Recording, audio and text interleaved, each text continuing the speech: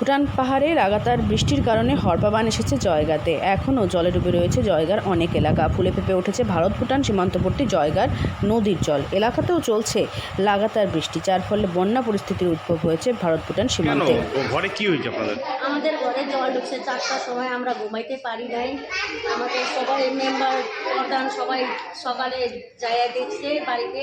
আমরা সবাই এদিকে স্কুল ঘরে আইসা অনেক ঘরে জল ঢুকছে, পাহাড় থেকে আসতেছে।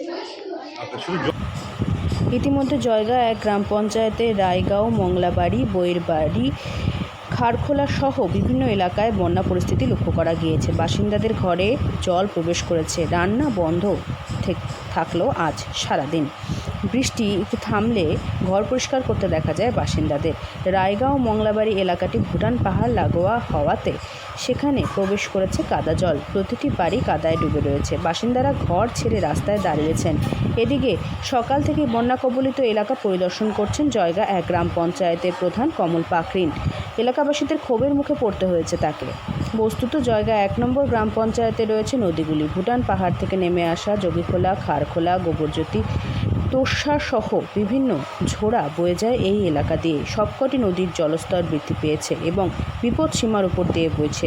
প্রশাসনের পক্ষ থেকে জয়গা স্টেট প্ল্যান প্রাথমিক বিদ্যালয়ে ফ্ল্যাট সেন্টার খোলা হয়েছে। সেখানে আশ্রয় নিয়েছে বন্যা কবলিত প্রায় 35টি পরিবার। তাদের জন্য খাবার তৈরি করা হচ্ছে কমিউনিটি কিচেন থেকে।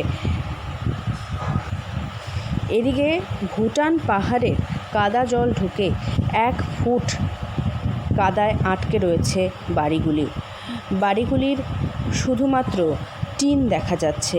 বাদবাকি সমস্ত ঘরে, দরজায়, জানলায় কাদা দিয়ে আটকে রয়েছে।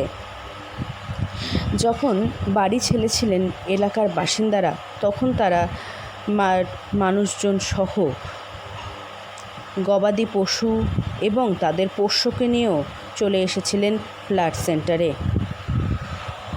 আলিপুরদুয়ার থেকে অনন্যাদের রিপোর্ট, লোকাল 18 বাংলা।